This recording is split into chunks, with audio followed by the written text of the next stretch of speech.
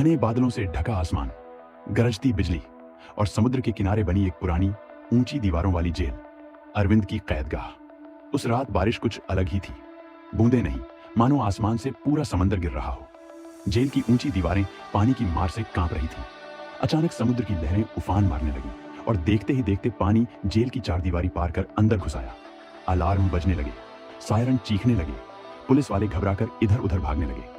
कुछ ही देर में हेलीकॉप्टर की आवाज गूंजने लगी। बड़े अफसर और सिपाही एक एक कर रस्सियों से ऊपर चढ़ने लगे, लेकिन नीचे पानी में घुटनों तक डूबा लोहे की सलाखों के पीछे खड़ा था अरविंद पिछले 5 साल से इस जेल में बंद था। उसने कई बार भागने की कोशिश की, पर हर बार असफल रहा। मगर आज हालात अलग थे। आज जेल खुद डूब रही थी। पानी उसके घुटनों से कमर तक पहुंच गया। अगर आज नहीं निकला तो कभी नहीं निकल पाऊंगा, उसने खुद से कहा। पानी ठंडा था, गंदा था और हर पल ऊपर चढ़ रहा था। अचानक उसे याद आया, कुछ दिन पहले उसने देखा था कि एक गार्ड ने गलती से चाबी का गुच्छा गिरा दिया था। शायद वही चाबी पानी में कहीं हो। अरविंद ने गहरी सांस ली और पानी में गोता लगा दिया। मौत के नीचे तलाश, पानी के अंदर सब धुंधला था। कीचड़, टूटे बिस्तर, लोहे की जाली, तैरते कागज और हाथों से टटोल कर खोजा, कुछ नहीं मिला। दूसरी बार फेफड़े जलने लगे। तीसरी बार उसे लगा अब दम घुट जाएगा। वह ऊपर आया, हाँफते हुए हवा ली। आखिरी कोशिश उसने मन में ठाना। इस बार वह और गहराई में गया। अचानक उसकी उंगलियों को कुछ धातु जैसा महसूस हुआ। एक ठंडी भारी चीज, चाबी का गुच्छा। उसने पूरी ताकत से उसे पकड़ा और ऊपर तैर आया। पानी अब उसकी गर्दन तक पहुंच चुका था।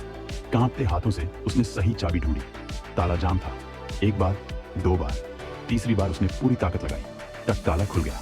सलाखें खुलते ही वह बाहर तैर गया। लेकिन बाहर जो दृश्य था वह और भी खतरनाक था।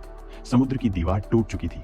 तेज लहरें जेल के आंगन में टकरा रही थीं और तभी पानी के भीतर एक काली परछाई तैरती दिखाई दी। एक शार्क, फिर दूसरी। समंदर की शार्कें जेल के अंदर घुस आई थी। अरविंद का दिल तेजी से धड़कने लगा। वह जल्दी से पास बहती एक मोटी लकड़ी के तख्ते पर चढ़ गया। उसने संतुलन बनाया और चारों ओर देखने लगा। पानी के अंदर शार्क गोल गोल घूम रही थी। तभी उसकी नजर पड़ी। थोड़ी दूरी पर एक कैदी पानी में उल्टा तैर रहा था। शायद वह डूब चुका था। अरविंद के पास समय नहीं था। शार्क करीब आ रही थी। उसने दिमाग से काम लिया, दिल से नहीं। वह तख्ते से कूदा, जल्दी से उस मृत कैदी को पकड़ा और पूरी ताकत से शार्क की दिशा में धकेल दिया। पानी लाल होने लगा। शार्क उस शरीर पर टूट पड़ी और उसी पल अरविंद दूसरी दिशा में पूरी ताकत से तैर गया। सामने था जेल का विशाल मुख्य गेट। लोहे का बड़ा दरवाजा आधा पानी में डूबा था। लहरें उसे हिला रही थी। पीछे शार्कों की हलचल फिर उसकी तरफ मुड़ने लगी। वह पूरी ताकत से तैरा। हर स्ट्रोक के साथ उसकी सांस भारी होती जा रही थी। बस थोड़ा और। उसने गेट की जाली पकड़ी और ऊपर चढ़ने लगा। लहरों ने उसे 2 बार नीचे गिराया। तीसरी बार उसने दांत भींच लिए। आखिरकार वह गेट के ऊपर चढ़ गया। बारिश धीरे धीरे थम रही थी। दूर शहर की रोशनी दिख रही थी। पीछे मुड़कर देखा, पूरी जेल आधी डूब चुकी थी। शार्क अब भी अंदर घूम रही थी। अरविंद ने गहरी सांस ली। वह अब कैदी नहीं था, वह आजाद था। लेकिन क्या यह आजादी थी या नई मुसीबत की शुरुआत? दूर से पुलिस हेलीकॉप्टर की आवाज फिर सुनाई देने लगी। अरविंद मुस्कुराया। अब मुझे कोई नहीं पकड़ पाएगा। वह अंधेरे की तरफ बढ़ गया।